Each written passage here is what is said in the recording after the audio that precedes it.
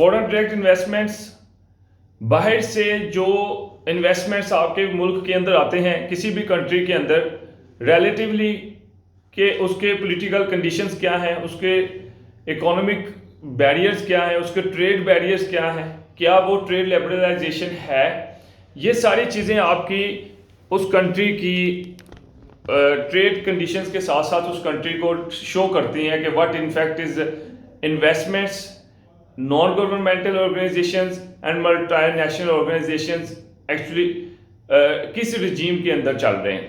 अब regime is actually the term which is used whether there is a dictatorship, there is a democracy, there is a presidential system, there is a capitalist, there is a communist, there is whatever the different governmental conditions or situations are happening in different countries।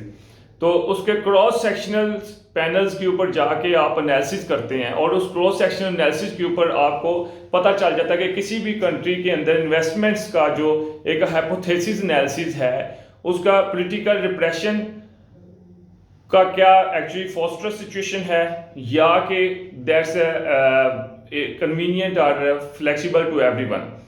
And उसमें trade barriers across the borders में आपके enemy countries and friendly countries भी आते हैं। Enemy countries के लिहाज से अगर आप देखें तो एनिमी कंट्रीज की डेफिनेशंस में है the country in which you are in war, you have been in war और you are likely to be in war.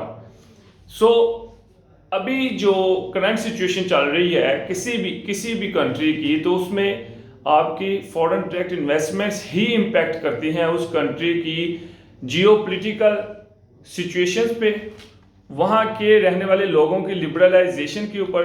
और इस हवाले से बहुत ही एक रिनाउंड एक पब्लिकेशंस जर्नल आया था इन 2021 ऑफ डेमोक्रेसी एंड एफडीआईज। इसका लिंक मैं यूट्यूब पे और फेसबुक पे जो वीडियो अपलोड करूँगा उसमें मैं ऐड भी कर दूँगा PDF फाइल।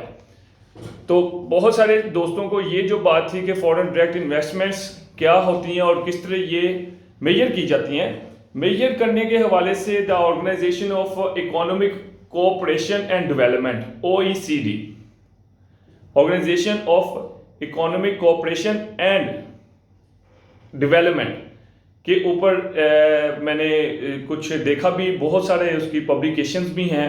OECD की करंट जो सिनेरियोज हैं उसके ऊपर उन्होंने डिफरेंट कंट्रीज का इम्पैक्ट बताया है।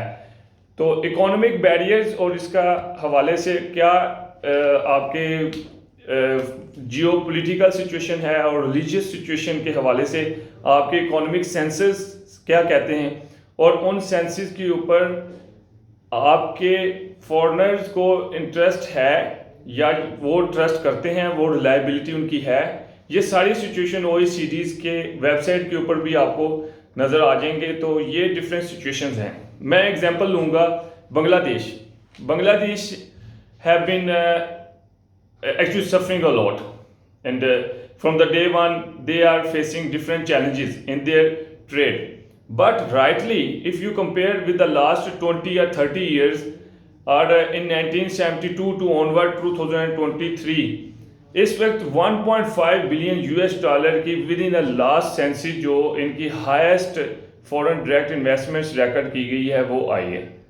So what it shows that के previously in 2022 it was only 1.2 million US$ and rightly in the current year 2023 it leads it across the 1.7 billion US$। तो उस हवाले से Investopedia the well known publications भी हैं और इनकी डिफरेंट सिनेरियोज भी हैं। तो उन्होंने जिस चीज़ को कंसीडर किया वो trade deficit and debt deficit के ऊपर बात की। वो हम नेक्स्ट व्लॉग में बात करेंगे कि what are actually trade deficit and what are debt deficit and what are the rational between these two for any economic and political condition of any country। ये दोनों टर्म्स जो हैं ये हम बाद में नेक्स्ट टॉपिक पे करेंगे। अभी जियोपॉलिटिकल स्टेबिलिटी जो है किसी भी कंट्री की उसको उसके अंदर रिलायबल इन्वेस्टमेंट्स को देखा जाता है। रिलायबल इन्वेस्टमेंट्स कौन सी होती हैं? जो कि फॉरेनर्स इन्वेस्टमेंट्स होती हैं। फॉरेन इन्वेस्टमेंट्स की पॉलिटिकल पोर्टफोलियोज के साथ क्या रेशनल है?